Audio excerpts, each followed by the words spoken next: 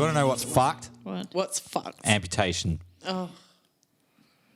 My puppy dog got his leg amputated this week. So what happened to poor Hendrix, Sasha? Poor Hendrix. I think her brain got a bit amputated while it's happening. Or maybe she's got onto the fentanyl patch. She's got a fentanyl patch around his leg, so I think she's having a couple of licks. I'm a little bit jealous of the fentanyl patch, but no. No, we thought he had a torn ACL and took him in to get surgery for what we thought would be repairing that. And they did an X-ray in the morning, and it turned out he had cancer. So he had to get the chop.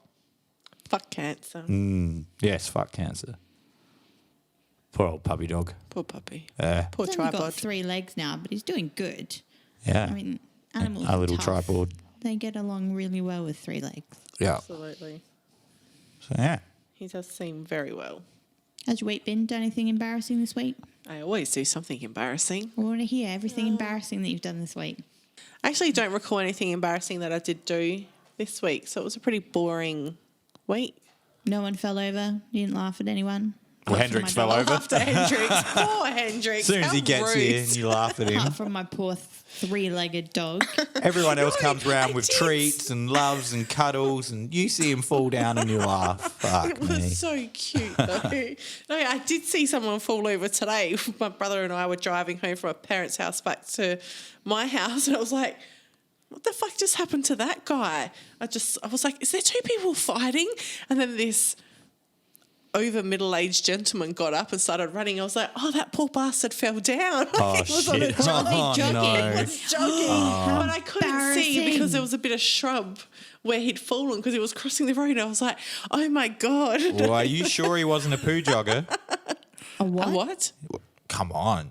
You heard of the fucking poo joggers, man? Oh, There's been at least 3 of them. No, he What? went face forward. Oh, what, they slip?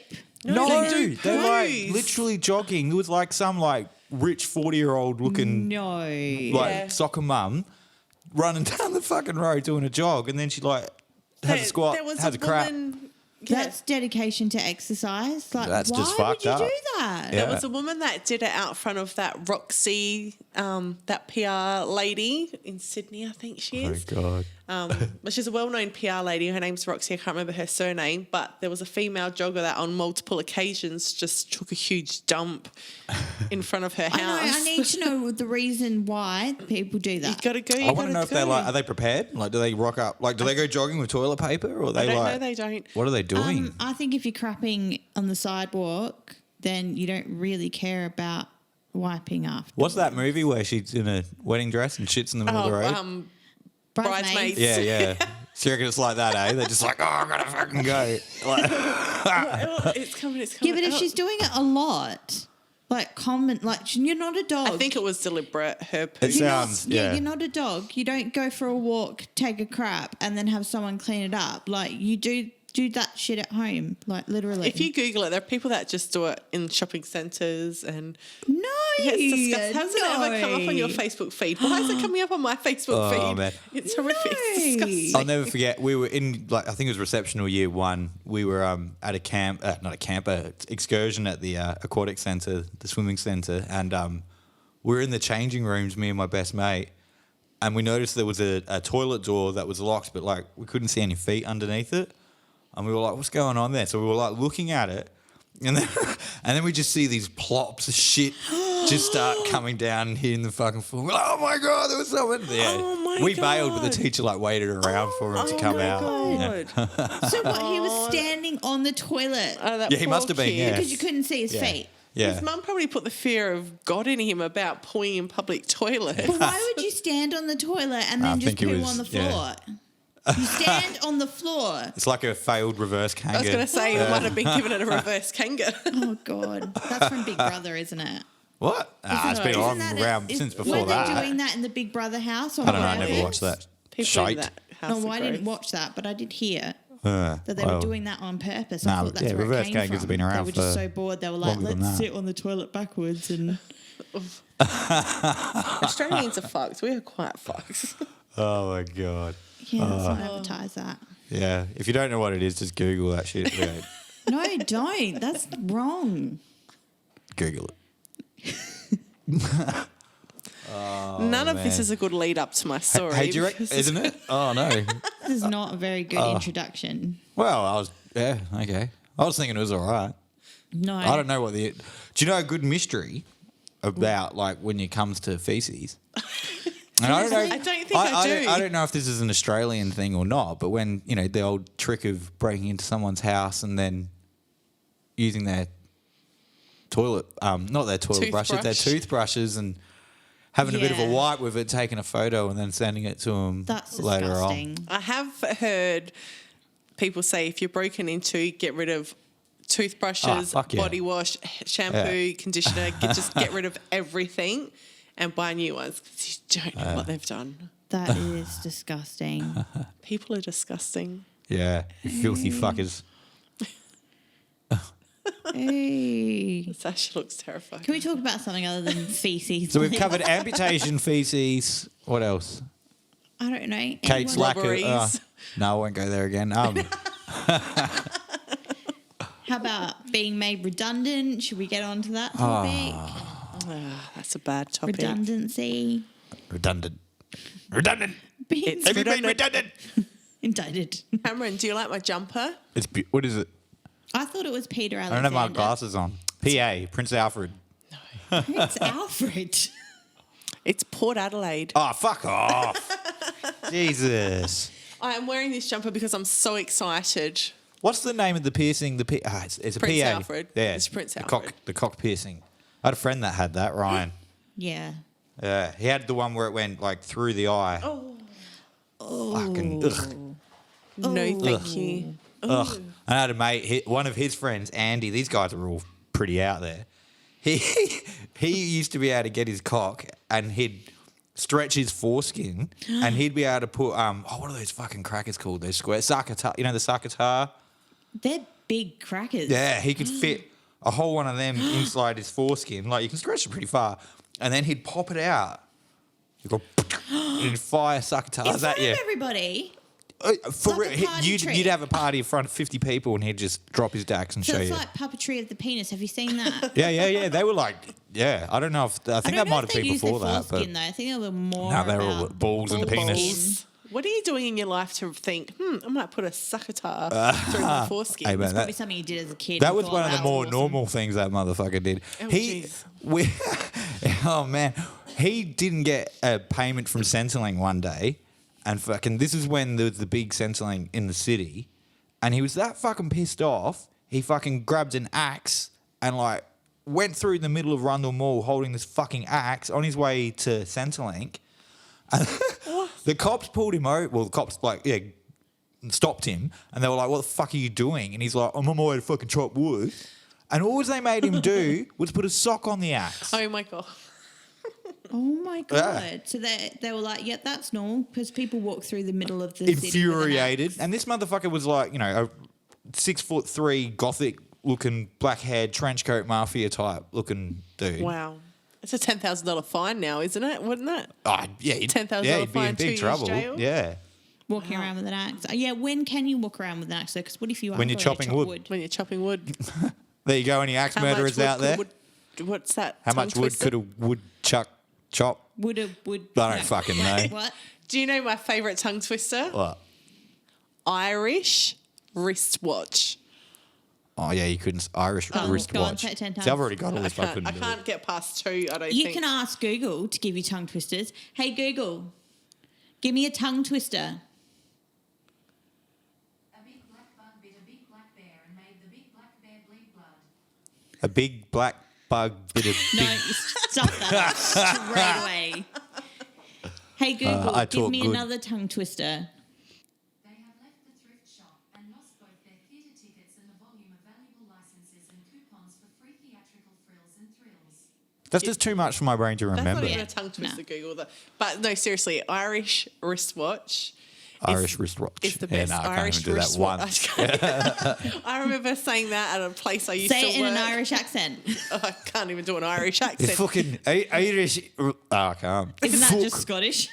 the only Irish Diddly accent I dee know- potatoes. Potatoes. Top of the morning to you.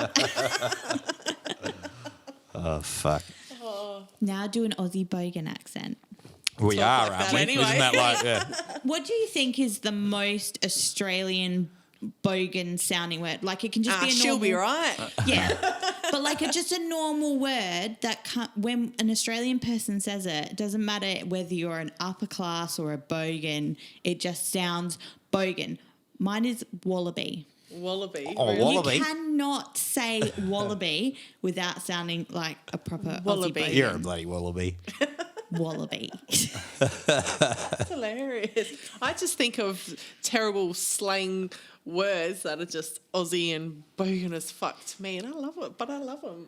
But when you talk to a foreigner, do you think that your accent sounds really bogan?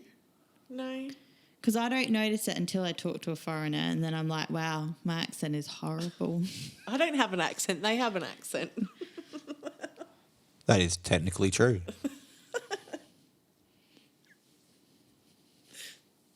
My view. It's not me with the accent. That was deep. It's them. Yeah. That was. The fuck? Wow. Need a break after that. We can hear that. Yeah, I'm taking it off. What do you think I'm Okay, doing? time out. This podcast is brought to you by. Oh, endorsements, man. My coffee runs tonight fucking sucked. So Sasha bought me, I also like iced coffee, any iced coffee brands out there.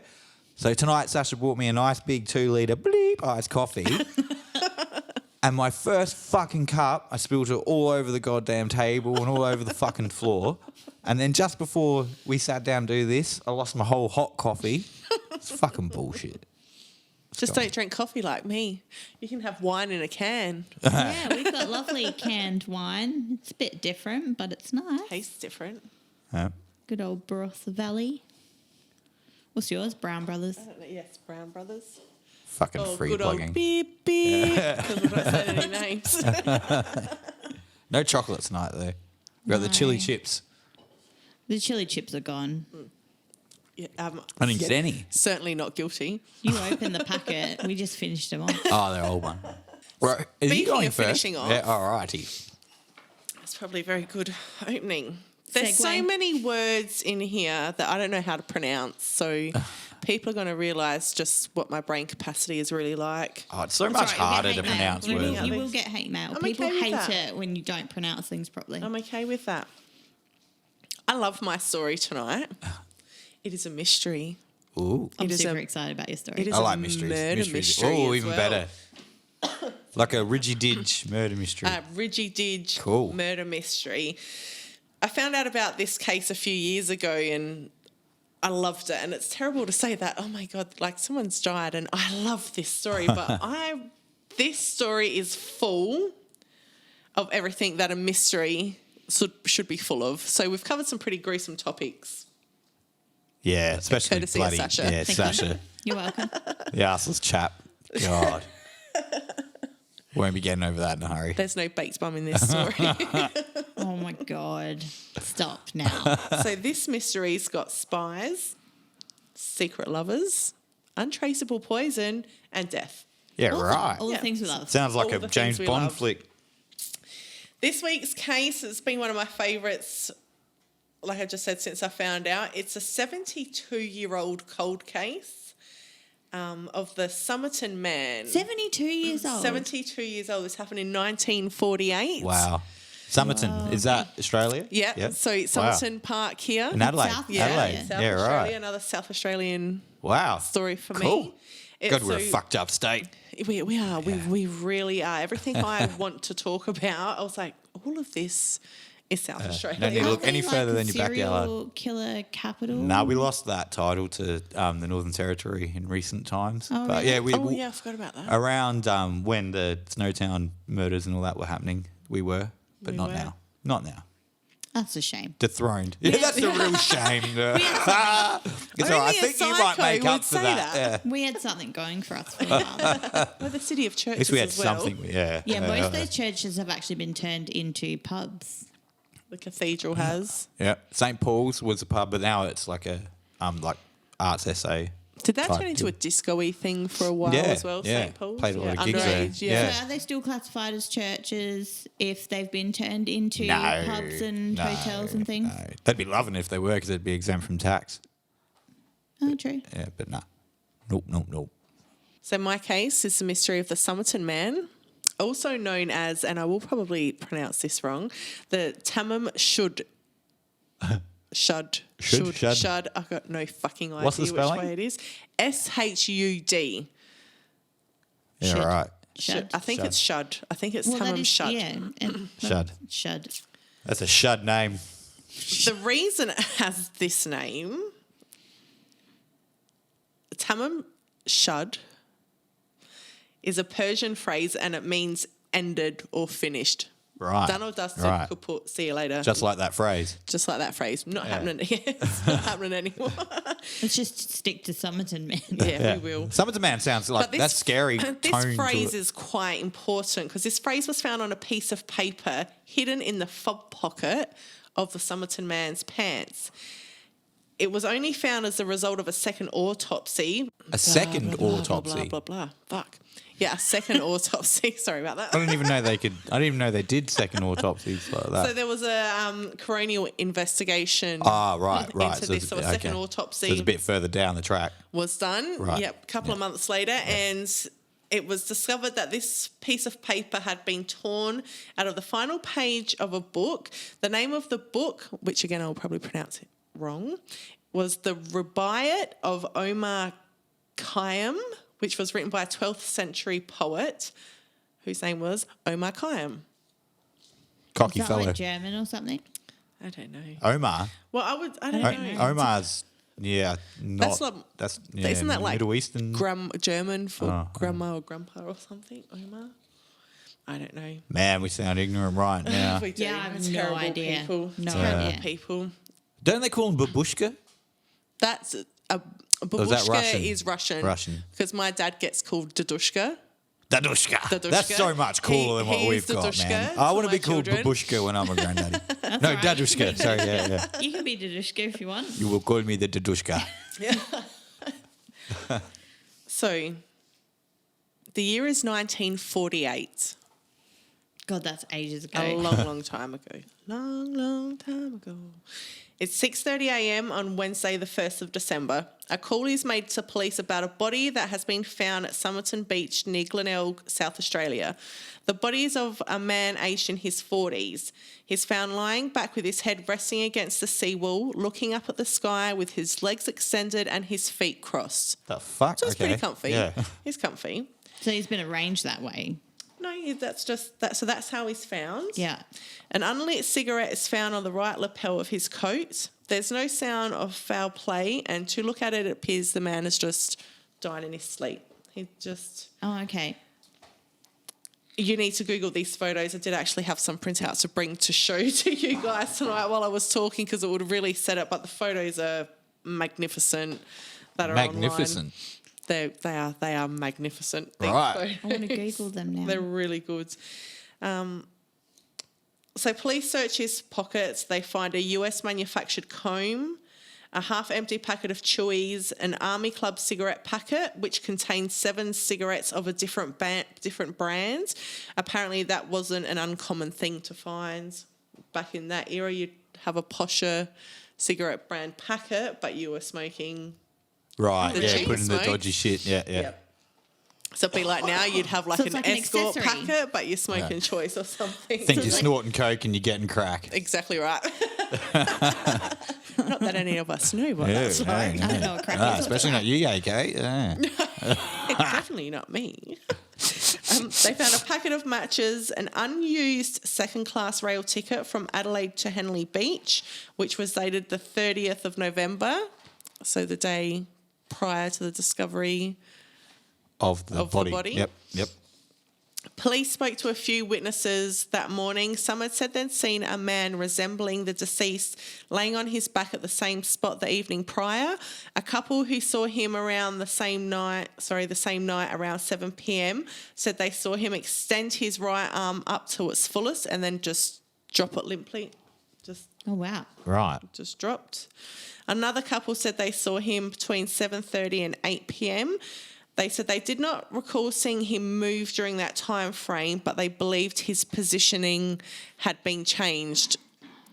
So they weren't really too sure if he was different, but they think he may have been laying a different way when they saw him.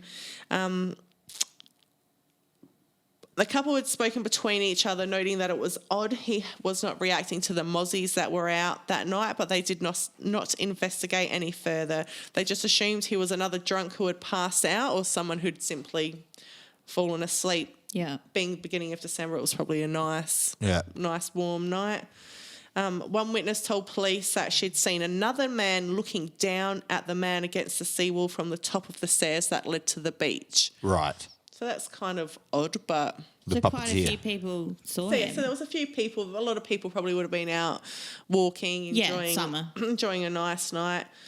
It's lucky people are nosy, eh? Like, I wouldn't fucking know if I saw someone of significance, like, unless, you know, it was really I obvious. would. I'm pretty nosy. Yeah, I I like to pay wouldn't. attention I'm to not. my surroundings. Yeah, see, I don't, not unless it's something Yeah. weird And I'm that nosy. sticks out to me. Yeah. Then I probably just wouldn't even remember. Seen some dude lying down on the beach. I'd be like, I saw 50 people lying down on the beach that day. Like, I don't know if I cannot specify which Yeah. one this one is. Yeah. And then in 1959, 11 years later, a witness came forward and reported to the police that he and 3 others had seen a well-dressed man carrying another man on his shoulders along Somerton Beach the night before the body was found. Could this be the Somerton Man? Don't know. That's really strange. that's like very carrying odd. him. And specifically to say a well-dressed man Yeah. carrying I mean, another that man. would stand out to me. Oh, yes, Definitely. definitely. Oh, Definitely, absolutely, yeah. that would. But odd that it'd come out 11 years later, but anyway. Yeah, that's a strange thing to think of 11 years years later. later. But it was still a mystery then, because Yeah. 72 years later, it's still a mystery now. Wow. So a postmortem was carried out on the 2nd of December by Dr. James Dwyer. He was a government pathologist. His description of the appearance of the man and his initial findings were... Now, this could be terrible because I think there's some big words in here, and anything more than 2 Fucking big syllables, words. I kind of don't have a clue what I'm saying. And I struggle with 2 syllables. The man was of Britisher appearance and thought to be aged about 40 to 45. He was in top physical condition. He was 180 centimetres, 5'11" tall, with grey eyes, fair to ginger-coloured hair, slightly greying around the temples, with broad shoulders and a narrow waist. His hands and nails showed no signs of manual labour. Big and little toes that met in a wedge like those of a dancer or someone who wore boots with pointed toes. A pronounced high calf muscles, and pronounced high cuffle. Calf. What even was that? And pronounced high calf muscles, consistent with people who regularly wore boots or shoes with high heels or performed ballet. Okay, so Right. weird-looking feet. Weird-looking feet and high muscles, so he was either in boots a lot or he was a dancer. Ballet. And Ballet the fact that dancers. his hands showed no signs of manual labour Yeah. Yep. suggests that he wasn't a worker. He was dressed in a white shirt, a red, white and blue tie, brown trousers, socks and shoes, a brown knitted pullover and fashionable grey and brown double-breasted jacket, reportedly of American tailoring. So this is kind of like the third American Yeah. So are thing- we Right, so- assuming that thing he they've- is American thing then? they've found. Well, he's described as a Britisher in appearance. Britisher. A I've never Britisher. heard of that for Britisher. All labels on his clothes had been removed. Yeah, Wow, right. that's really Some really strange. weird shit. Oh, man. That's really strange because if you're dressed well, why would you have your labels removed? He had no hat, which was unusual for the time. 1948. You always had a hat, especially if you were a well-dressed person. I Absolutely. mean, everyone had a hat. And he had no wallet. He was clean-shaven and carried no identification. which led police to believe that he possibly had committed suicide. Finally, his dental records were not able to be matched to any known person. Wow. Because he was So- from another country. No, I think they ran some overseas Yeah. and couldn't find. Yeah, well, at this stage, not in Australia, his dental records. This- No one. You know, before I hear any, I know nothing of this, so I'm probably wrong. But this reeks of CIA fucking conspiracy Absolutely, shit, man. doesn't it? Like But in a Straight total- away. Australia? Straight CIA away. practicing Everywhere. abroad. They're not actually legally meant to be practicing any of their shit in the States. Not that that stops them, but yeah. Oh, I didn't know that. That's interesting. So he's a well-dressed guy and he's got his Yeah, so he's reasonably labels well-dressed. removed. He doesn't have any identification. No hat. And dental records, I mean, Matched no if one. you're if you've got money and things, you would more likely to have dental records. Probably. Dr. Dwyer also mentions that his heart was of normal size and normal in every way. However, the deceased's spleen was strikingly large, about 3 times that of normal size. Many of his organs were congested, such as his brain, throat, stomach, and both kidneys. His liver contained an excess of blood in its vessels, and there was blood mixed with food in his stomach. This motherfucker has been tested on, man. Alien? No, CIA, man. But like, so did they say why he would have those things? Like why his spleen would be enlarged? Well, and the autopsy also showed that his last meal was a pasty. which bit is common back disappointing. then. Yeah. But the good old pasty, and it was consumed approximately 3 to 4 hours before death. The estimated time of death was put to be about 2 a.m. on the 1st of December. This little bit confuses me. His estimated time of death was 2 a.m. The autopsy showed his last meal was consumed probably 3 to 4 hours before, which kind of puts that 10, 11 p.m. Yeah. But no one saw him move after 7:30. Yeah, that's so strange. that's that time. While I was reading that, I was like, That's weird. That's That is So you really have weird. to assume that he was alive at that point. Well, Well, if he didn't move, then I don't the know. only other someone's brought him a pasty. you know. Hey man, that happens. You might see some dude you think's And think he's paro on the homeless. beach or Yeah. whatever, Yeah, but you and be like, might "Oi, go man, sit here on you the go." beach with your food and sit there for a while and then eat it. And then maybe he died afterwards. So, yeah, the cold ass pasty. May have, but Just that's 'cause- just something that Yeah, it's- stood that's out a weird to me. one, yeah. Like, Yeah, it's all very strange. Like, it's all weird. really weird. yeah, very weird. The initial cause of death was heart failure, meaning his heart just stopped working. That's why he died. But the heart failure was more than likely induced by poison. So then he couldn't find what poison it was. They weren't allowed to. Had the Somerton Man digested this poison himself, or had this unknowingly been given to him? Was it in his pasty? The pasty Oh, Sasha. was not to Ah, believed to be Sasha. the source of poison. Because that would make it too easy. Dr. Dwyer concluded his autopsy by saying, "I am quite convinced the death could not have been natural. The poison I suggest was a big word that I don't know how to pronounce. You try? Nope. Nope. Starts with a B. Barbi something. Anyway. Ba, ba, or ba. a soluble hypnotic. Although poisoning remained a prime suspicion, the pasty was not believed to be the source of poison.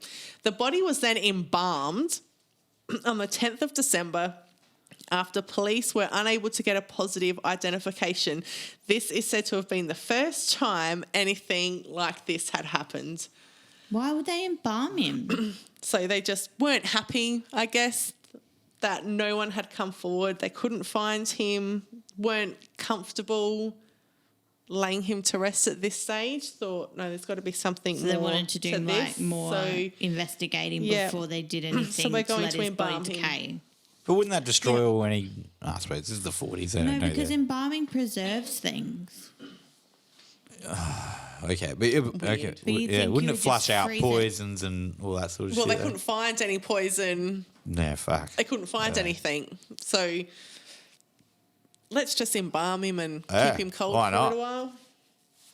On the 14th of January, 6 weeks after the discovery of the Somerton Man, a brown suitcase was found by staff at the Adelaide railway station. It had been checked into the cloakroom after 11 a.m. on November 30th, 1948, and its label, assuming the identification label, had been removed. Wow, that's really strange.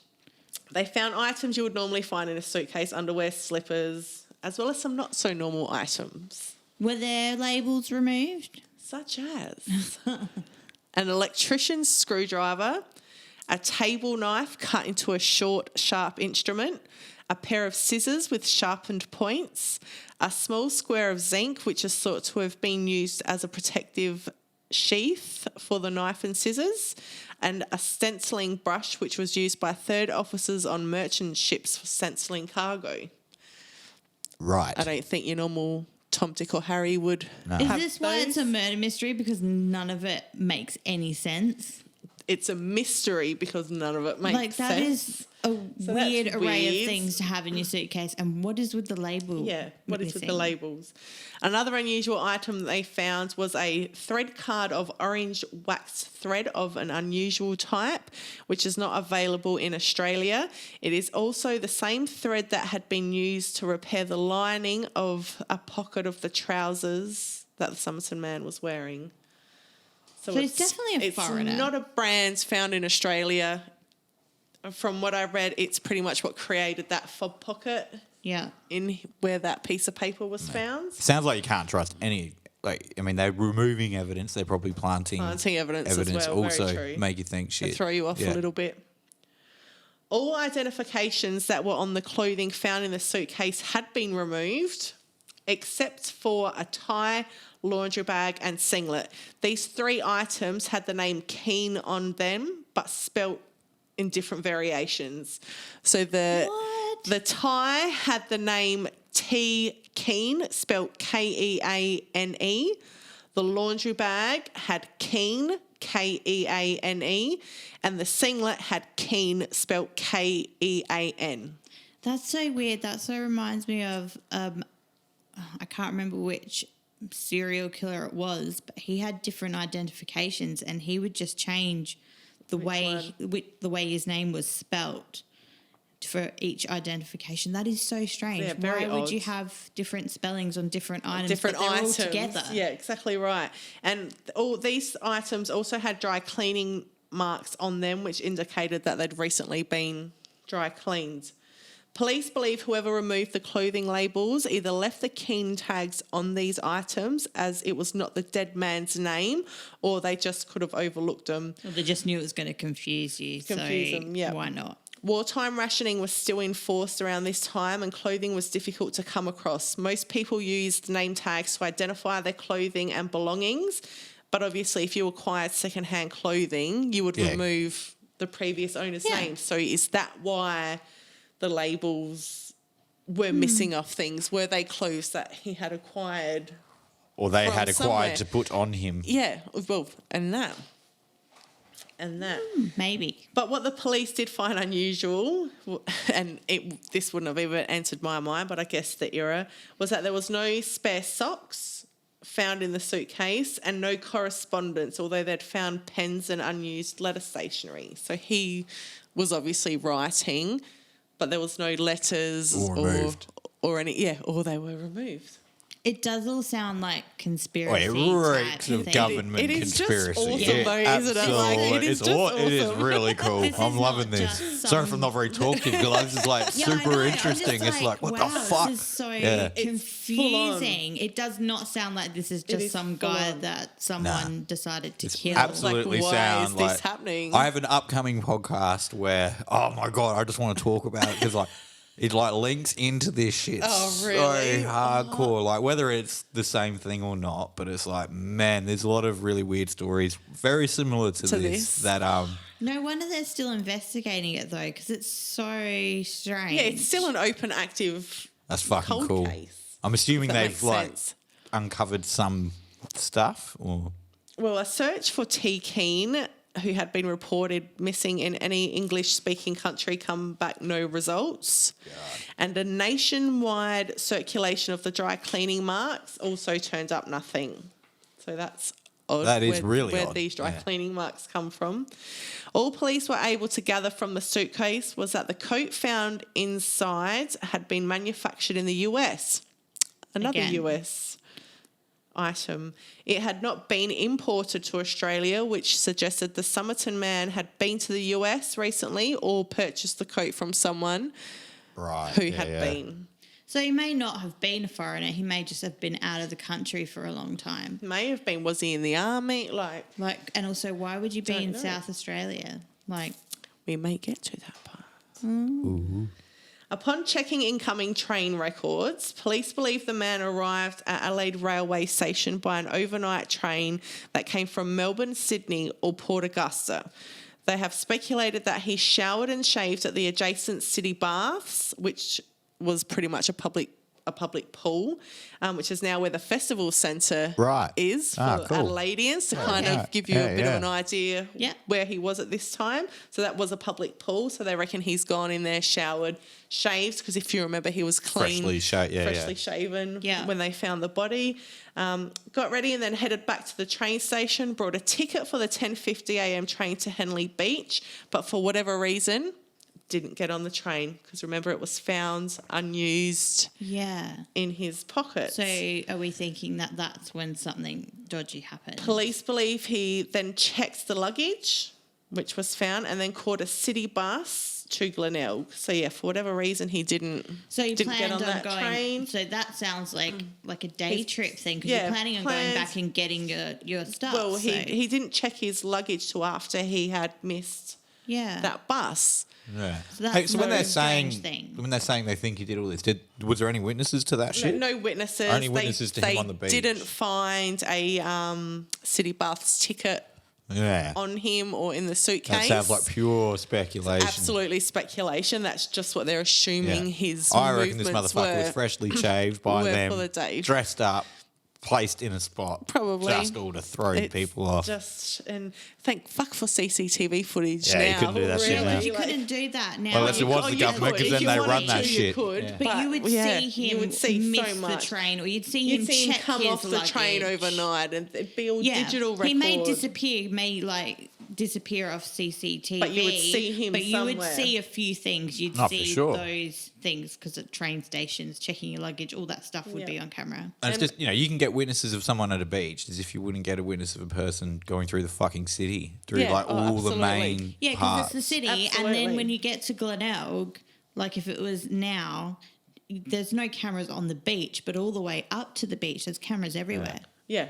Everywhere. So you would see him getting to the beach. You would see how he got to the beach, if he was with someone or, or if anyone was behind him, following him. You would see any suspicious activity, surely.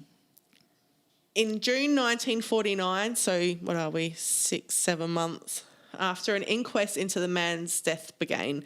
It did commence a few days after his death. However, for reasons it had been adjourned. John Cleland was the investigating pathologist and he made a number of discoveries upon re-examination of the body. It was noted that the man's shoes were clean and had appeared to have been recently polished, which would fit in with the theory that he had been placed there rather because there was no traces of sand or anything like you would think you would find for someone who had been walking to where especially if they went up and got a pasty and came back. Yeah. So he was on the sand. I mean, most people, if you were wearing good shoes that weren't, he's not going to be wearing thongs back then, is he? No. So he was if you were wearing proper shoes. that you would polish, you would take them off if you were going to go walk on the beach and sit down somewhere. You would carry your shoes. You'd put them in a bag or you would hold them. Yeah, so they either wouldn't be on his feet or they'd be dirty. Yeah, they'd they have wouldn't sand be on in your them. feet and they certainly wouldn't be clean. Yeah. No. I know his were clean. And also taking into the account the lack of evidence of vomiting that was found around there, that would also fit in with the theory that he had poisoned, died somewhere else, placed So he there certainly for his couldn't body go to be discovered. Sit on the beach and eat a pasty then. No, that's what I mean. This whole pasty in the theory middle of thing is dying. just If you had been weird. poisoned and you'd gone and sat on the beach and you were dying slowly, you're also not going to stop and No. eat a pasty. That Well, whole unless you thought it thing might, to yeah, me but is that's weird. just weird. It's just one thing that really stood out to me was, Yeah. oh, what? I don't quite get this. It was also found, it was during this examination that the paper with Tamam Shud was found. Both autopsies noted that they could not say the deceased man was the man that witnesses had seen the night before, as no one actually saw his face. Yet due to the positioning of the body and the attire, all witnesses were certain it was the same person, but they couldn't 100% confirm because no one saw him. Yeah. No one could actually say, oh, yeah, I remember his face. A professor at the University of Adelaide, Cedric Stanton Hicks, testified at the inquest that a group of drugs were extremely toxic in a relatively small oral dose and that they would be extremely difficult, if not possible, to identify, even if it had been suspected in the first instance. Wow. So just completely untraceable. Sounds like that'd be pretty fucking hard to get. Yeah. That leads to more government shit too. Like, where do you get hold of drugs like that? Quite it easy back sounds in this day, yeah. apparently. Oh, really? Yeah. Because it sounds so professionally done. He even gave the coroner a piece of paper with the names of the two drugs on it. Didn't even say them out. Just this is the name. These drugs were not made public knowledge until the 1980s, as at the time they were easily purchased from a chemist. God damn. Now just remember that. Easily purchased from a chemist. Remember that. Without having to give a reason as to why you need them. You know, I know even now I didn't have a script for my son's asthma puffer and they questioned me, why don't you have a script? So I had to say, we've got two, we've run out his spare ones at school. I don't think you can do that now with all this COVID stuff, but you can't even get Panadol on the shelf now. That's true. It's behind the counter. Back in the day, they used to sell like heroin as a sleeping remedy. Yeah, they and shit. did, didn't they? Oh, you're going to the dentist? Yeah, cigarettes for asthma sufferers. That worked. So yeah, these two drugs apparently were just behind the counter stuff almost. The drugs were later identified as more big words. I will put these in our Instagram. Sorry if you want to check out our Instagram because I'm just not even going to bother. What's the what do you call it? The handle. What's our Instagram handle? Histories of the Fucked. Is it? Cool. Histories of the Fucked. Our Facebook's Fucked little plug. Histories. Is it? Yeah. I should know that, shouldn't I? Yeah. I should know Instagram. Mr. Hicks also noted that the only fact not found in relation to the body was evidence of vomiting. This meant he could not make a frank conclusion without it. So because they couldn't see any vomiting, tell he'd vomit, whatever, just you can't say that is 100% how he died. They can assume it. It was also noted that the movement that witnesses saw around 7 p.m. could have been the last convulsion preceding death. Remember how the couple saw his arm go up and then... But that wouldn't fit in with the pasty loosely, thing. but that wouldn't fit in with the pasty No, either. the pasty doesn't make sense. No, the But pasty doesn't make sense like to a me. weird arm movement Like or a something convulsion that and- would stick in your mind. Absolutely. Yeah. And that's a strange thing to do. But yeah, pasty 4 or 5 hours later. Yeah, and that just makes no sense. Yeah, I don't get that. Doesn't work. Nope. Early in the inquiry, Cleland stated, I would be prepared to find that he died from poison, that the poison was probably a glucoside and that it was not accidentally administered, but I cannot say whether it was administered by the deceased himself or some other person. So pretty much the same conclusion as the first. So is that something taken orally then? Like it's not injected? Yeah, by or- the sounds of it, it was orally. And they may have found a track mark. You think If they'd you mention think they'd if there find a was track mark. though? Yeah, and that Easy to hadn't miss been one though. You can mentioned. put in a number of Yeah, I different guess spots. back then it would have been easy. I think they're pretty good at finding People them injecting now. their fucking between their toes. Oh, yeah, and that's all Yeah, true. but sorts now of- they That's know true. to Yeah, check now they would, but- everywhere. Once the inquest had concluded, a plaster cast mould was then made of the Somerton Man's heads and shoulders to preserve what his features looked like. Oh, what a job that would have been, God. setting that Wow. fucking... And there's a picture of that on Google. and Oh, it's man, this shit's who's cool. full So on. we can actually see what Yeah, he you can see it. looks like. The pictures on Google are amazing. And I'm really disappointed I didn't bring those things here because there was a couple of things I really wanted you guys to be able to, Oh, that's you know, right. so I could be We like, so can now Google turn it. over Where's my page. phone? Yeah, I can Google it I now. wanna And look at it. I am next to my computer. Yeah, but I can't see from there. Actually, that'll be a bit loud I want to typing. jump ahead just a little bit, purely because I think this bit needs to be mentioned here with the second inquest. Someone had come forward in 1959 saying that they knew who the person was, as I'm sure many people had done. But I actually found online a letter from the police headquarters in South Australia to the officer in charge of the CIB in New Zealand, because that's where the person, where he was incarcerated, I believe, in a New Zealand prison, and said that he knew who the Somerton Man was. Oh, okay. Was it a federal prison? Do you know? No, I wouldn't have a clue. I'd love to know if that was a federal prison. But it was. Why would you want to know Why? that? What do you thought? Yeah. Because governments, the federal prison is where they send terrorists and stuff, but also mail frauds. But it's government. It's not run by local authorities. It's not a cop. It's the big fucking place you don't want to be. Yeah, I didn't So know who that. gets sent to federal prison? Terrorists.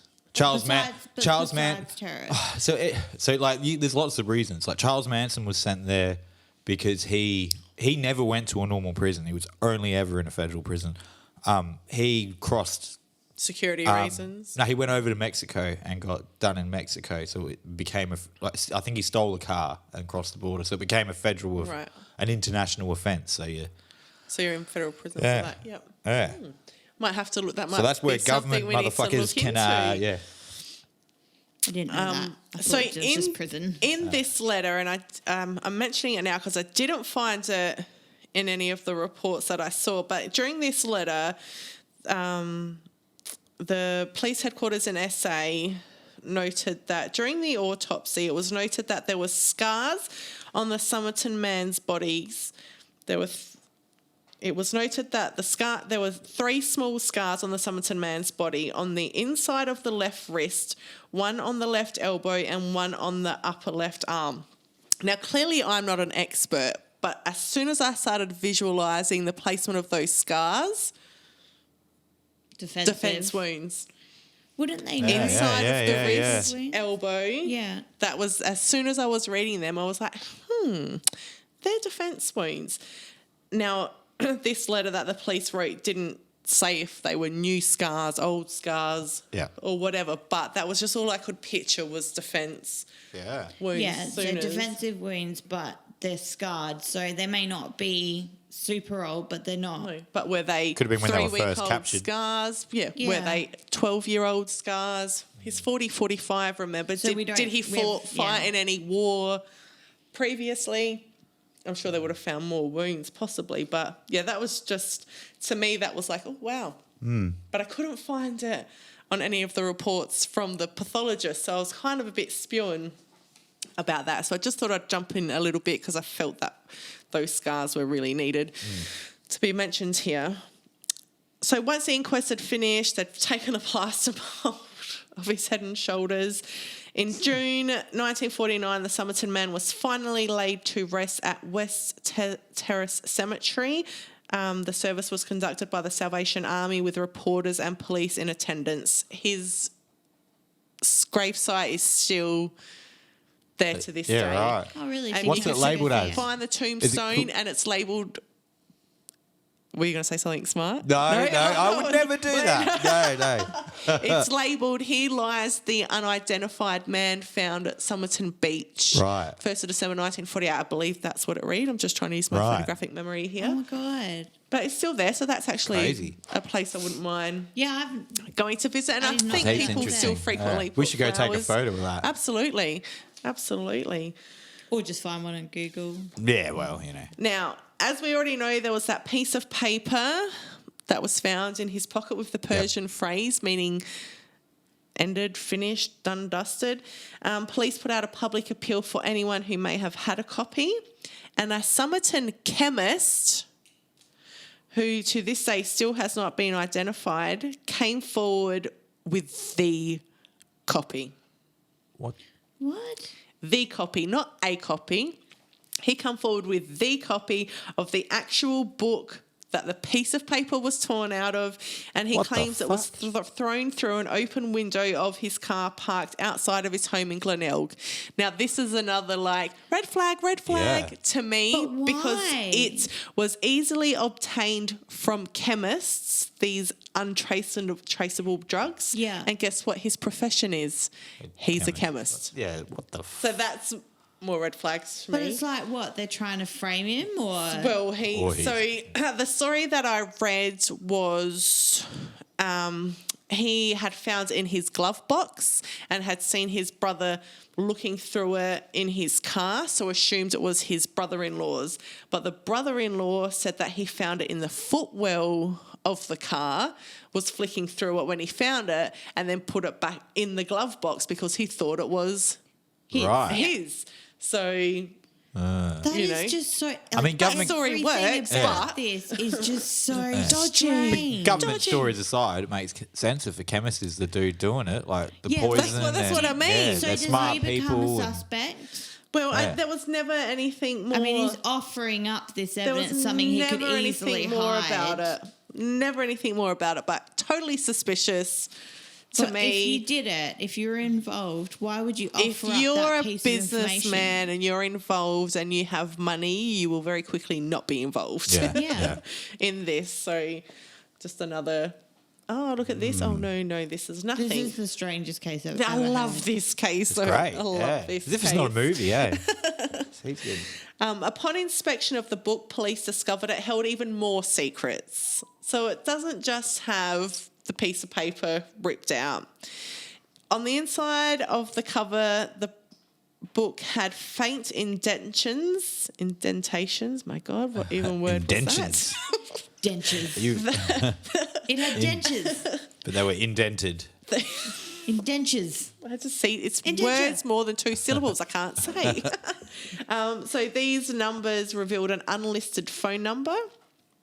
The phone number belongs to a nurse named Jessica Thompson who lived in Mosley Street, Glenelg, which was about 400 metres from where the Somerton man's body was found. But that's not the best part. And this is where I'm really upset I don't have the piece of paper. If you guys have got your phones on you now, you really need to I Google. actually really don't know where my You need phone's to gone. Google this because I feel you need to be looking at this while I'm talking about it. Okay, what am I Googling? So for those at home who are playing along as well, if you could grab your phones, laptop, whatever you're on, if you could please Google Somerton Man code. Because Somerton Man what? code. In the back of the book, police found a coded message. Yeah, a secret code that despite the amount of cryptic experts who have looked at this over the last 72 years, no one can decipher this That's code. awesome. Or if I ever kill a motherfucker, I'm just going to leave some random scribbles and have people try and Hey decode that Cameron, shit. do you reckon your granddad's seen this? Because wasn't he a code breaker in the war? Granddad and my uncle are both like actual legit geniuses at that shit. Wow. And Show if they them saw this. that, they'd be interested in it. But they honestly could have been one of the ones to have a crack at it. Like, They could have been. Yeah. I'm pretty sure your mum told me that they found after the war an old coded message that they just thought they would like crack for fun, and it took them a while to do it. like between 30 years. Yeah, it took them Wow. a while between them, and it ended up being love letters. Yeah, love letters. How Yeah. cute. Aw, that's a happy ending. But this looks So yeah, can you see it? Yes. Yeah. Can I just have a look? Just make sure it's that definitely. one? Yep, that's it. So how fabulous is this? Like, seriously, this is amazing. So it's believed that it's not necessarily a code as such, but possibly the first letters of English words. So if you have a look at, I think it's the bottom line, it starts with I. I. Wait, no. So I think someone's come out saying that they believe that line may be, it's time to move to South Australia, Mosley Square, Mosley Street, Glenelg. And then I think there's an A or a B at the end It of could that. also stand for I talk total mother tucking shit. I fuck mean, you it was could a mean full duel. fucking anything. So But there's yeah. 4 or 5 lines, I think, of there. No one has any idea what the fuck it says. Yeah, see, it says That's- the code trackers from the Federal Bureau of Investigation and Scotland Yard were tasked with decoding this message, but they came up with nothing. Yep, no one's got anything. So I think only recently it's come across that bottom line. It could. It's Yeah, not right. a code that we're all thinking everyone's Yeah. looking for. It could just be a reminder for him, maybe like B for bread. Yeah. And just reminding him. It's a little system. Yeah. Still a code. Could If you be don't have a his key, little- it's really hard to figure out, crack any No, code. yeah, like, you can't. What are those little things called people do? Affirmations? That could have been his Yeah. little affirmation Yeah. for him. You don't know. But yeah, it's still to be deciphered. So now we've got a body, a piece of paper with a Persian phrase on it, an unlisted phone number, and a secret code. I feel like I should This be is cool. wearing a coat, a hat, and Right, where's the sunglasses while I'm spies telling this story. like this is just amazing. I'll tell you a little bit about Jessica Thompson, the woman whose phone number Yep. we've just found. Mosley Street woman. Mosley Yep. Street woman. So Jessica was born in 1921 in a Sydney suburb in New South Wales. She was 27 at the time of the Somerton Man's death, so close to 20 years his junior, because I think they put him about 40 to 45. Yep. When Jessica was interviewed by police in 1949, she reported that late in 1948, which is when the man died, an unidentified man had attempted to visit her but was unsuccessful. He then asked one of her neighbours about her.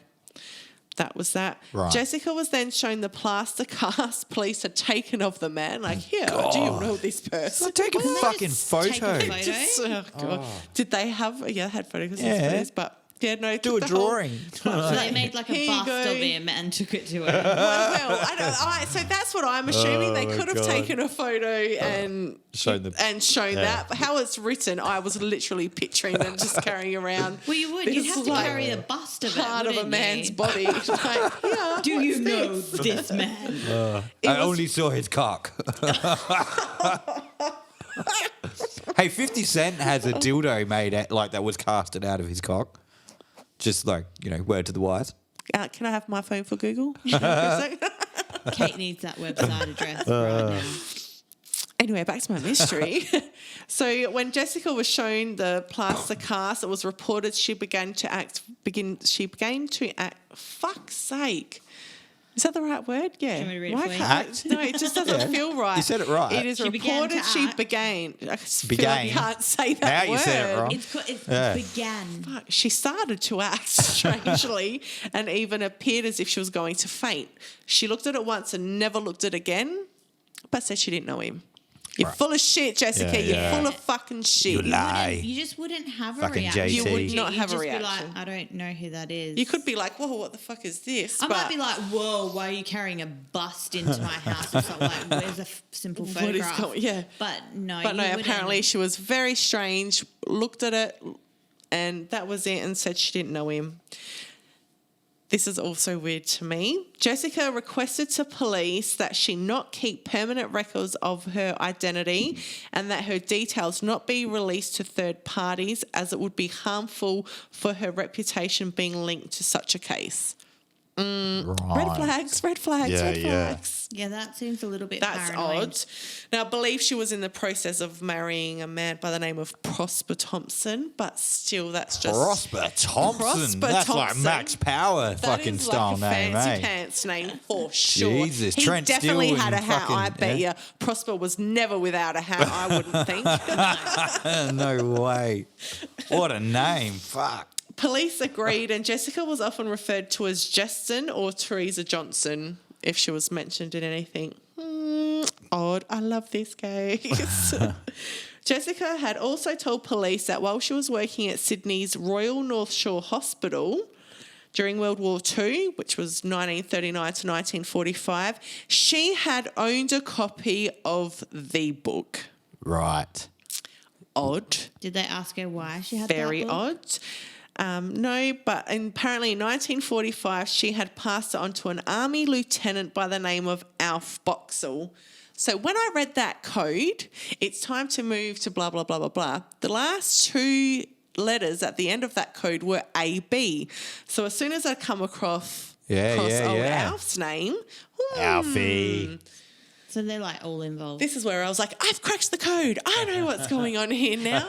I'm sure that's quite easy and possibly not the case, but that's just could be. stuck with me. So it's odd that this unidentified man is found with a phrase torn out of this book by a 12th century poet.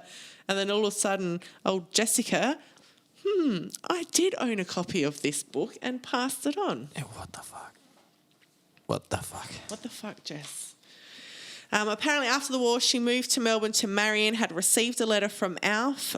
She replied saying that she had married, and then there's no evidence to show that her or Alf Boxall had any contact after 1945. So police suspected that the dead man was Alf. Oh, Alfie.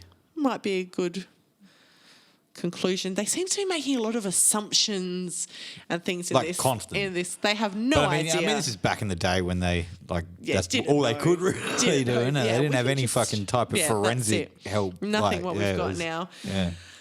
But Sounds like pretty shitty detective work. oh yeah, I think they were. In But they're July, still investigating it now, and technology has come It's so come along.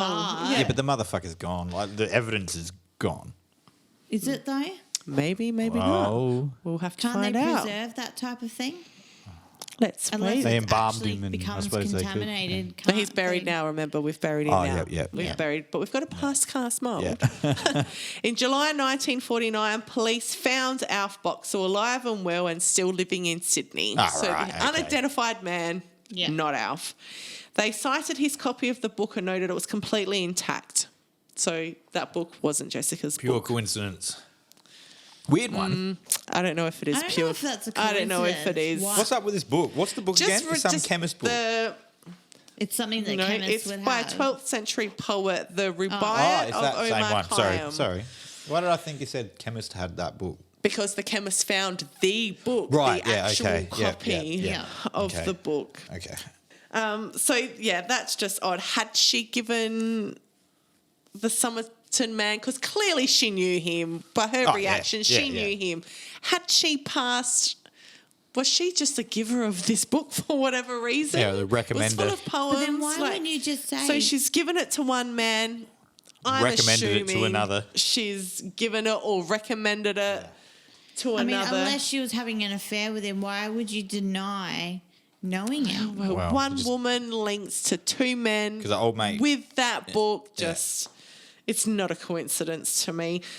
Police also noted that Jessica had signed herself Jessen in the copy that she had given to Alf, and she'd also written out a verse, which I have no fucking idea what it even means, so I'm not even going to Google it out. But she's signed Alf's copy, so pretty much her and Alf obviously had a little thing going on during the war. Well, he was a lieutenant, she was a nurse. Yep. Done. So still weird. I still think she's given the dead man the copy of the book. Right, yeah.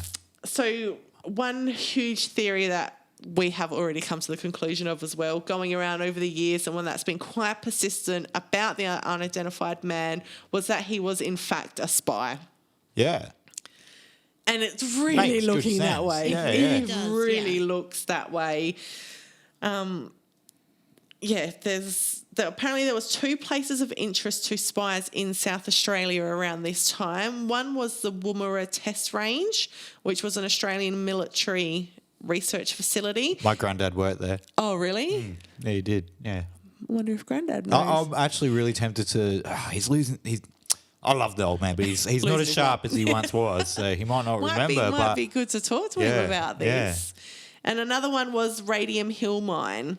Now, I Googled both of these places and their distance to Port Augusta, because if you remember, they said Sydney, Melbourne or Port Augusta they think he came from. And I think one of them, Woomera, perhaps was 2 hours from Port Augusta and Radium Hill was 4. So both of those places really were accessible to him Yeah. Yeah. to get to Port Augusta and come over. And I find it funny too that the other two places were Sydney or Melbourne, and Jessica had previously lived in Melbourne and previously lived in Sydney.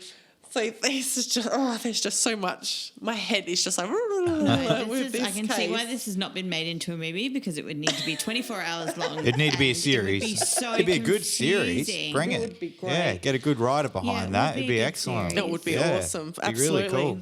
Especially if they ever like figure out everything. I You could really just hope it's in explore- our yeah. lifetime. Yeah, that well, we fuck. find then this there out. could be an ending to it. But yeah, all of this stuff is like so confusing. Like I understood everything you said, but I'm so But then something else comes in the confused. works, and it's like, oh wow, hold up. Like it's not straightforward at all. His death, just to mix it up a little bit more, also coincided with the reorganisation of the Australian security agencies, in which ASIO was founded the following year. My granddad worked for ASIO. I feel Granddad knows He something was about quite, this case. We need to call him. quite high up too. That's fucking weird, man. There's lots of links here. Now you use a link to a story here now. I bet he would know like something. Like he might not have been he'd directly have to. involved. You'll but have to ask him about it, and if he does know anything, we'll have Yeah. to do an update. for sure. For sure, Yeah. absolutely. But apparently the founding of ASIO also resulted in a crackdown of Soviet espionage in Australia. Yeah, you know, my granddad and my uncle were both like we know granddad worked on rockets in Woomera, but apart from that, they are not allowed to talk about what they do. Like none of us know. Wow. We've never been told. So yeah, it could very well. Uncle, What did your granddad do So- to he's a literal rocket engine scientist. Wow. Like, but my uncle, almost said his fucking name. He is so you know the James Bond movies. You know the character M in James Bond that has all the awesome inventions that Bond uses to kill fuckers. I know who James Bond is, but I've never actually watched a okay. James Bond movie Well, in there's my a life. character called M. They make these amazing weapons like crazy spike, you know, like grenade pens and all weird that shit stuff. like that. One of my uncle's best friends is the real life M. Like, Holy shit. Yeah. So this is interesting as hell, man. It is. Yeah. You might just like uncovered some shit I was never allowed to know. And your uncle does do work with agencies all over the Oh yeah, place. he's trained people in US and I couldn't tell you all my the God, countries this he's is been as to. He's exciting always as my everywhere. story. This Yeah. Like, no, we've been, when we go to his house, because we go there for bonfires and things, we go there and he's got his little tea and coffee, hot chocolate making section. And so we're over there and we're like grabbing mugs and making our own like hot coffees and stuff. Yeah. And got we're it. looking at the mugs and there's one that says the CIA on it. Yeah. The It's other like- one, wait, what was the other one? It's FBI and he had a few. And then there was all these other agencies and we were like, What is going on? what are these? We asked him, yeah, it was Well, a are these- souvenir, and he's like, no. And he's like, oh, these were parting gifts. Yeah. These were just, Oh my God. these were just like little souvenir gifts that were given to me because I helped them out. For real, back in the day, like when they're both retired now, so, but back in the day when we had like landlines and stuff, every time we would make a phone call or pick up the phone, we'd hear a click on the other end. Like, it was serious shit. Like, he was not allowed to tell anyone, and if we knew anything, we weren't, they would know.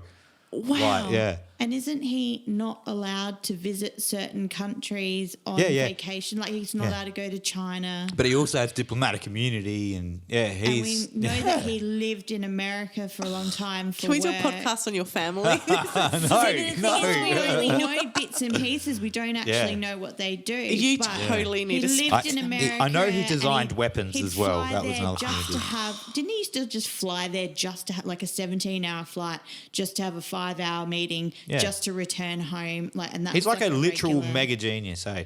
He went to America and taught a uni subject while doing studying a uni subject himself that his boss failed, and he got 100% in it. It was like him and one other guy, the only people in history to get 100%. And he Oh was my doing God. that while teaching other uni.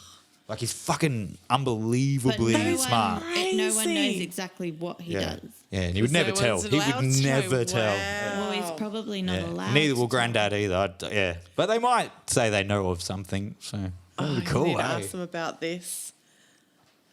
Another theory that concerns Alf Boxall, who was reportedly involved in intelligence work during and immediately after World War II.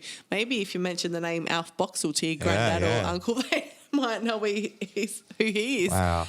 He denies any links to the man, but something that was odd was apparently his army service records show that he rose in rank quite quickly, going from a lance corporal, which is almost bottom of the rankings, to lieutenant, which I believe is a top 10 position. Apparently 3 months it took him to climb Yeah, yeah. that. 3 So, months. yeah. He Wow. either sucked a mean cock or was onto something else. Oh, was onto something else. That's right. Or was part of a, like, maybe a prestigious family or something. yeah. It could have been. But yeah, that was apparently Friends a in bit high odd places. to people.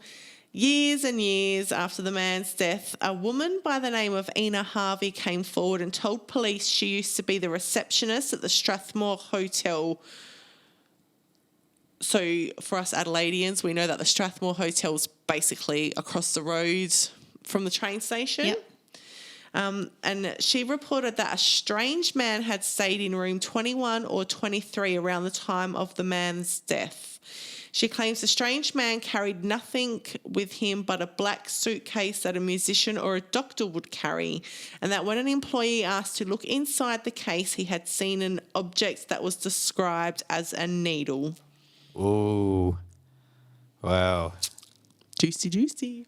Yeah. I mean, he could have just been like an extravagant rich junkie, but Oh, it very well could have been. When Ina was asked why she hadn't come forward earlier, she said that she was a professional and had not come forward earlier. She respected the privacy of her guests, as Fair a lot enough. of people would have been. Yeah. Over the years, there have been many, many identifications of the Somerton Man, but none of them have actually led to a positive identification. People have come forward saying they went camping, they used to work with him here, work with him there. yeah, but I mean, how would they know? Like, yeah, they wouldn't. That's so frustrating. But yeah, so nothing. In the 1960s, the copy of the book went missing, just disappeared. So the actual copy from evidence is gone. And then in 1986, the suitcase was destroyed by police as it was no longer required. what Why? the If it's fuck? an open, ongoing investigation, at what Why? point would you decide to So destroy let's any just get rid when of evidence? some big 40 wigs years above you old. come and tell you to. Do something, you're doing it. You make this disappear. Yeah. That's so Well, crazy. I reckon, like, this shit, you know, if anything happened, a lot of stuff gets declassified over time. I reckon if you did a lot of digging into some of the declassified cases, you might find a case of a spy that was discovered and killed. Ah, you very well might. Yeah, because after a certain amount of years, Yeah, they they legally have release to, it, and yeah. then they release the information. Yeah. And then it's just up to you to find it. Guess what my life's mission now is? You totally could. In 2009, 61 years after the Somerton Man's body was found, Professor Derek Abbott led the team from Adelaide University to try and crack the code. They also proposed to have the man's remains exhumed.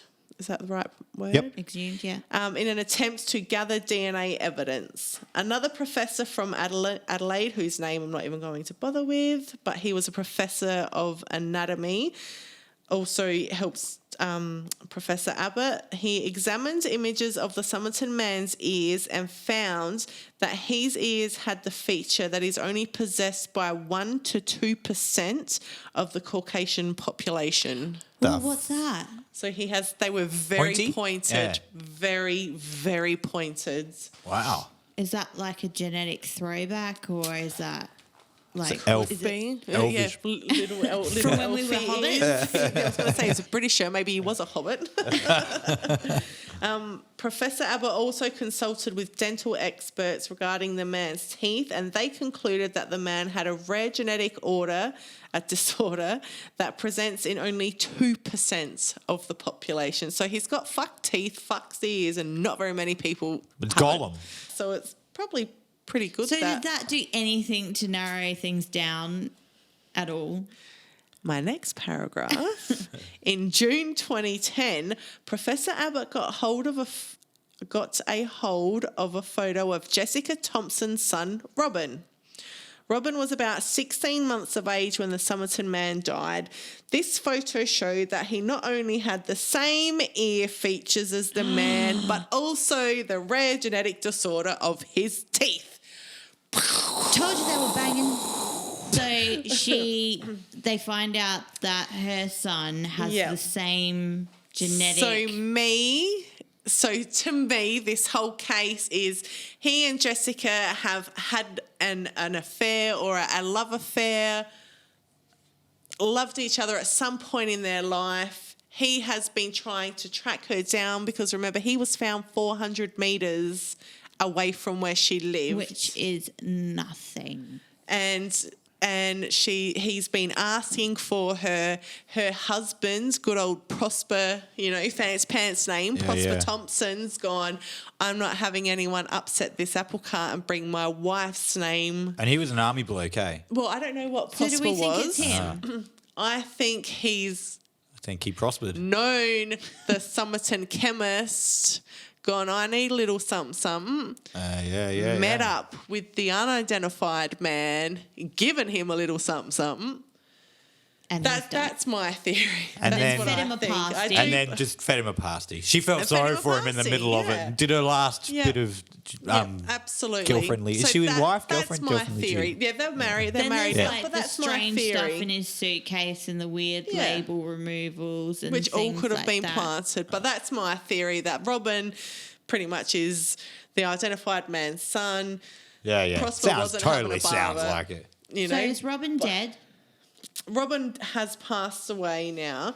The chance that this was a coincidence is 1 in 10 million for the ears and 1 in 20 million for the teeth. Right, well, that's Okay, a lot so- lower than 2%. It's So, way lower. So, yeah, he We're was... pretty sure that she had slept with him at some point. Oh, whether she had an absolutely, affair 110%. or- And 'cause wait, how she old was her son? unwed. She was 16 months at the time of his death. Now, remember his feet, how they were described, and his high calf muscles? Yeah. Someone that wore boots or a dancer. Robin was also said to have had a love for ballet and was a professional ballet dancer. I said ballet. I said ballet. So, yeah, I think Prosper just wasn't having a bar of this. So So she Professor- had an affair with a... Well, I don't think she necessarily had an affair. I think at some stage those two were together. It was a baby. She could have then met Prosper. She was unwed, pregnant. He's made an honest woman of her. And just wanted him to disappear. It's Yeah, an elaborate, basically. strange fucking way to kill someone, though. I know, and that's what I mean, all of this. But you said he was... But you'll see you said why. he was you'll army. see. No, not Prosper. Alf Boxall Oh, was Right. army, who's the guy that randomly what had did- the other copy what of the did book. Prosper do? I don't know what Prosper did. I don't know. No But one I'd does. I'd be interested to know. It's like my I've got uncle. No one fucking knows what he did. I do have a little love twist here, though. So Professor Abbott managed to track down Robin Thompson's daughter, Rachel, and while discussing the case and the possibility that the Somerton Man could be her grandfather, the two fell in love and got married. Talk about bringing your work home with you. Oh, that's so cute. In October 2011,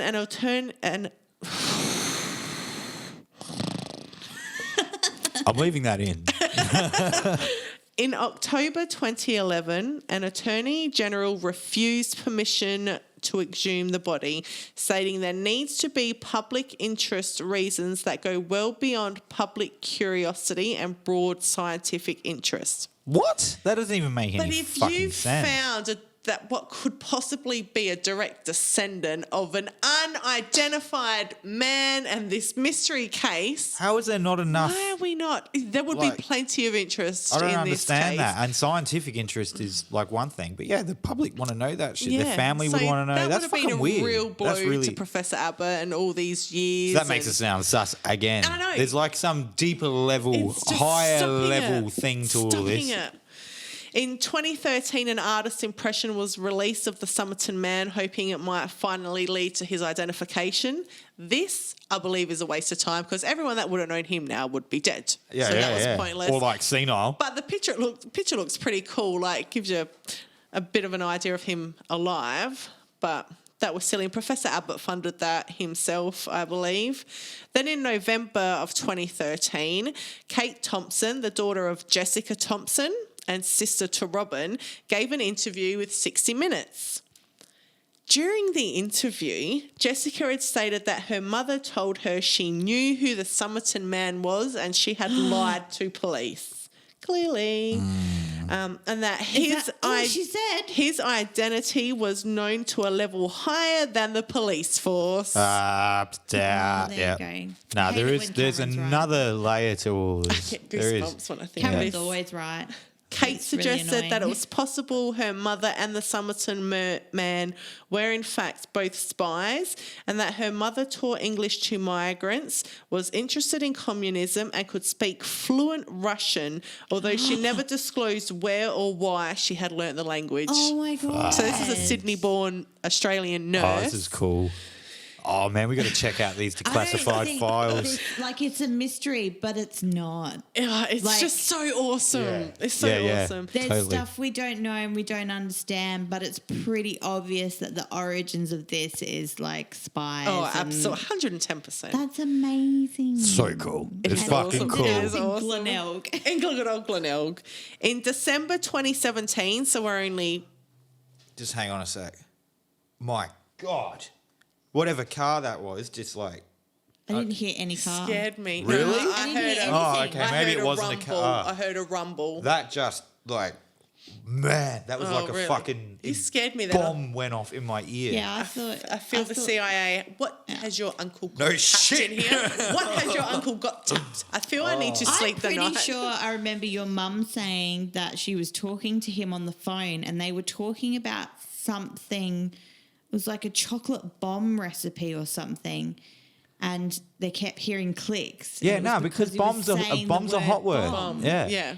And then, like, I don't know, because I don't know whether I heard this right from your mum, but she said that, like, your uncle got really annoyed and he was like, I'm talking about a cake, not about a bomb. It wouldn't. That's like for real though. Like Wow. we always heard the He phone would know. click. And And he didn't would he probably used to know. go, like, didn't he say he's, like, excited because he was going to go and watch some explosions? Oh, he and he things? does that shit all the time. He still goes and helps him out with that stuff now. Yeah. He'll go down to the so testing awesome. sites and just watch big shit go off. Like God knows what so stuff he's awesome. invented. Hey, like it'd be And some your scary shit. granddad, like, this is how crazy smart they are. His granddad is long retired, and he, even after that, wasn't he just do uni courses for fun? Just Yeah, like yeah. go Good to on him. university and get degrees and things, Yeah. just for something to do. They've Good, both keeps got his heaps of brain them. active. That's Yeah. awesome. That's really good. Your family's freaking Also me out. crazy smart. Like, blow my brain apart. Yeah, no, they are. My annoying. brain's They're hard to falling talk apart to. just from this. Yeah. This is crazy. This is awesome. TV series like Netflix. Get your shit Oh, together. yeah, get on this. In December 2017, Professor Abbott said there were 3 excellent hairs at the right development stage for extracting DNA that had been found on the plaster cast of the Somerton Man. Well, thank God for the plaster cast. Thank God for the plaster What cast. an ingenious idea. Like, I hope it They wasn't had- their fucking DNA. Well, that's it. What it was. They had been submitted for analysis to the Australian Centre for Ancient DNA at the University of Adelaide. However, this could take up to a year to obtain results. In February 2018, the University of Adelaide team obtained a higher definition analysis of DNA from the hair sample and found that his mother... I don't know how they know it's his mother, but I guess you've got your father's side of DNA, your mum's Yeah, you side got of your your DNA. X and Y chromosomes. Yep. You get equal. That from him and each. his mother belonged to a haplogroup. H4A1A1A, which is possessed by only 1% of Europeans. Rare motherfucker, eh? Yeah, Oh, he's so he's got an all odd little these ball. rarities He's an odd about little him. ball. Very distinctive. And he was a spy. Like, I know. it's like, Very you stand out, man. distinct- Like, but Roland you should- fucking, which no wonder may be you're a why dead he spy. doesn't stand out now. You know what? As much as he stands out, we still don't know. We still don't Yeah, know well, who that's he it. is. Yeah. Because, but remember, Jessica said his identity is known to a a level higher power, higher yeah. than the Yeah. police Yeah. force. God. I like this next bit. On the 14th of October 2019, which was only last year, the South Australian Attorney General has granted conditional approval for the Somerton Man to be exhumed in order for a DNA sample to be obtained. That's cool. Can we find out the date and go film that shit? The only catch, taxpayers cannot pay for it. The Professor Abbott and his team need to foot the bill themselves, Right. which I think is bullshit. That is.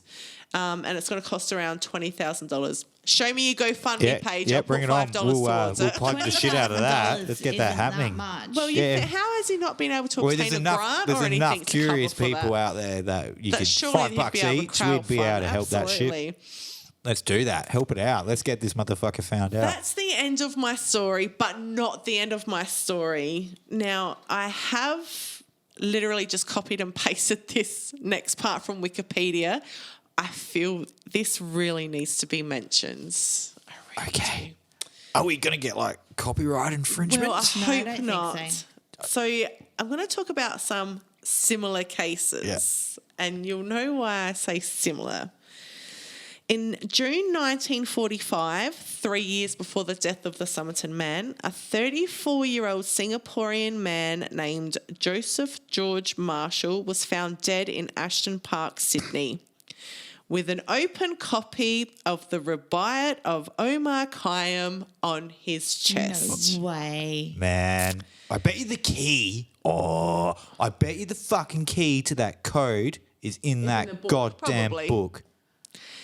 Ashton Park is directly Some Tintin adjacent to Clifton Gardens, which is apparently where Jessica Thompson had studied nursing. Ah, That's just too many coincidences. His death is believed to be suicide by poisoning Oh my God. and occurred 2 months before Jessica gave Alf Boxall the inscribed copy of the Rubaiyat.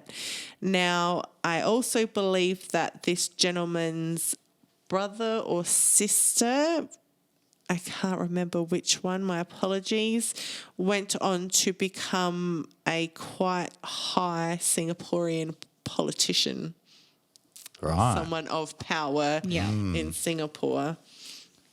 This one's a little bit sadder. Probably not good for anyone to listen to the next couple of minutes if you don't like things happening to kids. Okay, I'll just Oh, I leave got to the go room pee. Yeah. This is about and I apologise for the pronunciation, Mangoonson family of Adelaide. On the 6th of June 1949, 7 months after Somerton Man, the body of 2-year-old Clive Mangoonson son was found in a sack in Largs Bay Sandy Hills, about 20 kilometres up the coast from Somerton. Lying next to him was his unconscious father. The father was taken to hospital in a very weak condition, suffering from exposure. Following a medical examination, he was transferred to a mental home. The family had been missing for 4 days. The police believe that Clive had been dead for 24 hours when his body was found. Where the Clive and his father were found, a man claimed he had seen the location in a dream the night before. So he's gone to this location because he had a dream or a hallucination or something. I wish I was doing my next episode of the podcast. This shit is linked, I'm telling you, to what my next... Oh, really? Like, yeah. Maybe we need a bit more of a like, break and you need a researcher on the next one. Yeah, we got like a part 2 to this shit. Like, This is yeah. awesome. I'm getting goosebumps reading Yeah. this. The coroner could not determine the cause of Clive's death, although it was believed not to have been natural causes, obviously. So like in the same sort of way, like Just they it's not natural, just but not, we have not no natural, idea. no idea. Following the death of her son, Roma reported to police that she'd been threatened by a masked man who almost ran her down outside of her home. She stated that the car stopped and a man with a car key handkerchief over his face told her to keep away from the police or else. A man of similar appearance had also been recently seen lurking around the family home. Mrs. Mangunson, I'm so sorry, believes that this situation was related to her husband's attempt to identify the Somerton Man, believing him to be Carl Thompson, who had worked with him in Renmark. That had so many people wondering. Did they investigate that? Soon after being interviewed by police over her harassment, she collapsed and required medical treatment. I don't think they did, honestly. So they didn't hunt down that guy and see if he was... No, wouldn't have done. He would have, 'Cause if they he just was a have spy so- or if he was someone, he would have been off. Yeah. J.M. Gower, Secretary of the Largs North Progress Association, received anonymous phone calls threatening that Roma would meet with an accident if he interfered, while A.H. Curtis, the acting mayor of Port Adelaide, received 3 anonymous phone calls threatening an accident if he stuck his nose into the Manguson affair. Police suspect the calls may be a hoax. These coppers are fucked. Yeah. That is my murder spy mystery secret lovers. Shit is that's fucked. awesome. My mind is blown.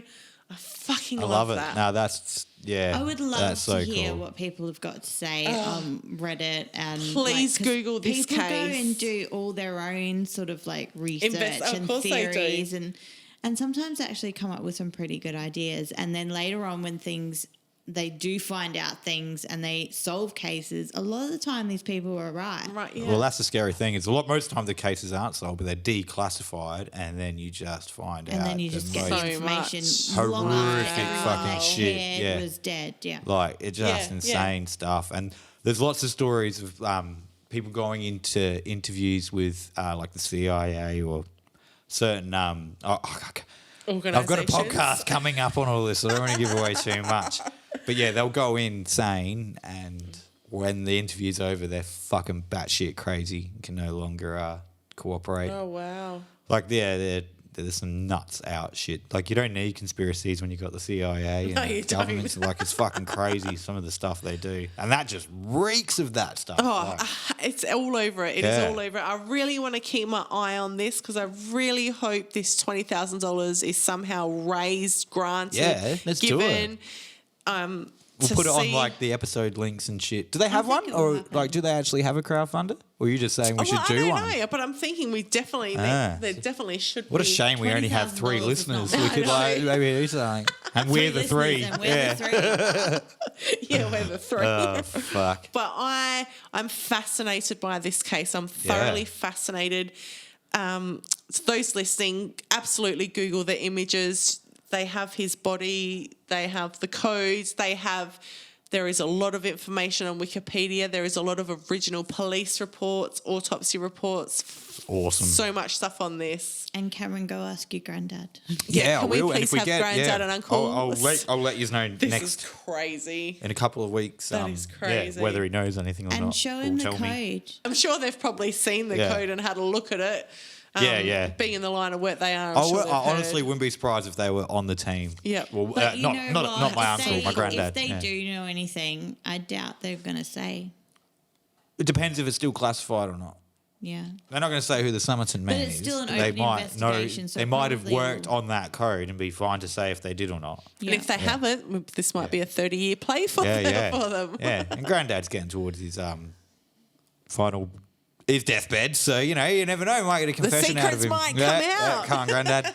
Maybe he's written it in his memoirs. A few years ago, I don't know if you remember. I tried to do like an interview with him, Yeah. and I fucking I tried to get any secret that he might know out of me, but he totally would have been he answered brainwashed every in question him. like a politician. Yeah. But Maybe you need to ask of him, like, before you go, could you have it written down for me? Anything that won't matter you saying I want the hot goss, when I'm motherfucker. gone. And just be like, I'll burn it after I No, read it. for don't real worry. though, like the people that they work for are so powerful. Like they might have said, look, it doesn't matter if you're dead, your family's still alive. Like, who knows how you what never they've been know. told? Like, Especially that And they're height, very smart men, so they wouldn't you say wouldn't risk anything. it. Like, And they they don't have would to prob- kill us. They can just financially ruin us or frame us for some Yeah. weird shit. Like, all this shit Wow. sounds crazy, but it like fucking happens. Hey, what man. happens? Yeah. Yeah.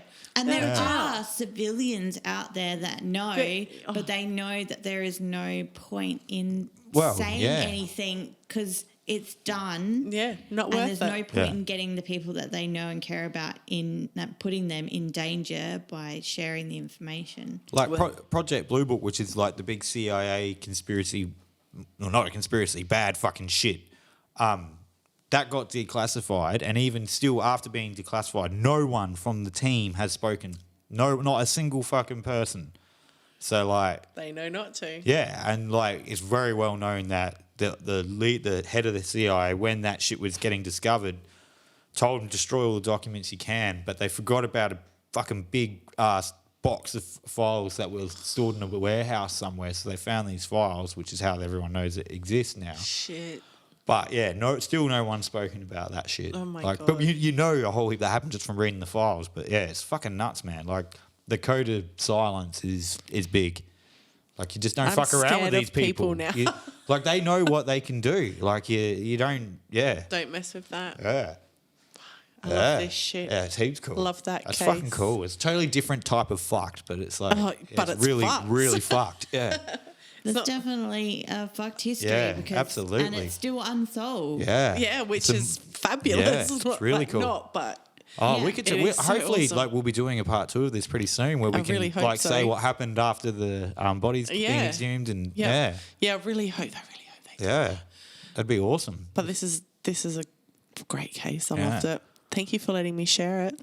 Oh, thank you for telling it to us, Kate. It's so nice. Maybe next podcast I'll know how to pronounce bigger words. I doubt it. There's not enough not time push it, between Kate. now and then. Too much pressure. Oh, Too much shit. pressure. Yeah. That's Oh too my much god, pressure. I'm busting for a pee so bad. Look, Alright. look. Oh my god. That's nearly 2 liters He of drank iced all that coffee. beep iced coffee. Yeah. You just drank 2 litres. Oh yeah, I need a pee fiercely. Are we signing off with a Fiercely. pee? I've only had 1 can of wine Yeah, you're doing well, Sasha. after my other can of wine. So I've had 2. That's because I've already had she's- 1 beer after my 15 previous. and my Panadine full. Yeah, yeah. I had a headache. Oh, I just hit my face on the mic. Oh my god. Alright. Are you going to do your corny ass sign off? What's you know that I will corny never be ass- so oh, privy. This is Histories. Oh my god. Sasha was clearly I drunk. thought That you was- were doing your Wine. what was it? Coffee, No, wine. Coffee, wine, and true, True crime. crime. Oh, No, man. it was chocolate coffee Oh, wine. that's Oh, it. can we please finish this episode with your song? What song? What no. song? Okay, Never, edit. never, Oh, ever, yes, ever. Oh, yes, man. yes. Oh, it Two exists, against one, people. two It against exists. one. Yeah, Got yeah. A much We higher- have a No, really cool no. song. Don't you dare. Oh, Sasha's Don't classics. you dare. Classic No. histories of the fucked Don't you moments. dare do it. Become a Patreon for $20 and I'll put it out there. How's We that? got our first Patreon. We did.